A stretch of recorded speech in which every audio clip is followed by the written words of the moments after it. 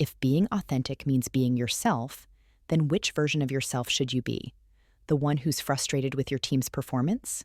The one who's worried about next quarter's numbers? Or the one who's excited about the new project launching next month? Welcome back to Deliberate Leaders. I'm Allison Dunn, and today I'm about to tell you why the most popular piece of leadership advice is actually sabotaging your success. If you're thinking all of them, you're about to discover why authenticity might be the most misunderstood concept in leadership today. Today, I'm dismantling the authenticity myth that's been holding leaders back for decades, and I'm going to show you what truly effective leaders do instead. Stay with me for the next 9 minutes, because this could completely transform how you show up as a leader. Let me start with a confession. I used to be an authenticity evangelist. I believed that great leaders were simply people who had the courage to be themselves in every situation. I thought authenticity was about consistency, showing up the same way every time, regardless of context. I was wrong, and that mindset nearly cost me everything. Here's what happened. I was leading a team through a major organizational change. People were scared, uncertain, and looking to me for stability. But I was scared too. And in the name of authenticity, I decided to share my fears, my doubts, and my uncertainty with the team. After all, I was just being authentic, right? Being real, being human. The result? My team's anxiety skyrocketed, productivity plummeted, and several key people started looking for other jobs because they lost confidence in my ability to lead them through the transition. That's when I learned the hard truth. Authenticity without context is selfishness. Let me explain what I mean. When most people talk about authenticity in leadership, they're really talking about emotional self-indulgence. They're saying, I should be able to express whatever I'm feeling, whenever I'm feeling it, because that's being true to myself. But here's the problem. Leadership isn't about you. It's about the people you're leading and what they need from you in any given moment. Think about it this way. You wouldn't expect your doctor to share their personal anxieties about your diagnosis while they're treating you. You wouldn't want your airline pilot to announce their fear of flying during turbulence. And you shouldn't expect your team to benefit from your unfiltered emotional state just because it's authentic. So what's the alternative? What do truly effective leaders do instead of defaulting to authenticity? They develop what I call contextual leadership. And it's about to change everything you think you know about showing up as a leader. Contextual leadership is the ability to consciously choose which version of yourself to bring to each situation based on what that situation requires, not what you feel like expressing. Notice I said which version of yourself, not which fake persona. This isn't about being inauthentic or manipulative. Every aspect of your personality, every skill you've developed, every part of your experience is authentically you. Contextual leadership is about strategically selecting which parts to emphasize based on what will serve your team and organization best. Let me give you some examples of what this looks like in practice. When your team is facing a crisis, they don't need you to be vulnerable and share your fears. They need you to be the version of yourself that's calm, decisive, and confident. That's not fake. That's contextually appropriate. When you're coaching an underperforming employee, they don't need you to be the friendly, easygoing version of yourself. They need you to be the version that's direct, clear, and focused on accountability. That's being professionally responsible.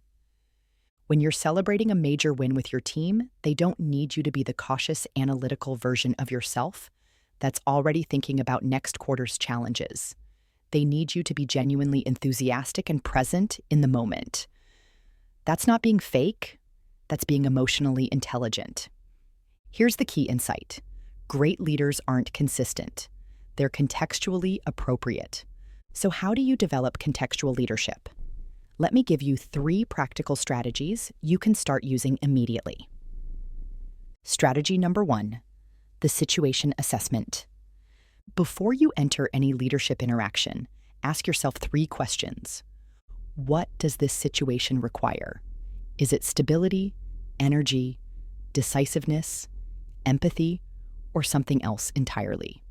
What does this person or group need from me right now? Not what you want to give them, but what they actually need to be successful. Which version of myself best serves this moment? Think about your full range of capabilities and choose strategically. This takes 30 seconds and transforms your leadership effectiveness. Strategy number 2, the leadership wardrobe. Just like you choose different clothes for different occasions, you need to choose different leadership styles for different situations. Build what I call your leadership wardrobe. Identify 5 distinct leadership modes that you can consciously access. The stabilizer. Calm, reassuring. Focused on reducing anxiety and uncertainty. The motivator. Energetic, enthusiastic, focused on building momentum and excitement. The analyzer. Logical, methodical, focused on problem solving and strategic thinking. The connector. Empathetic, relational, focused on building trust and understanding. The challenger.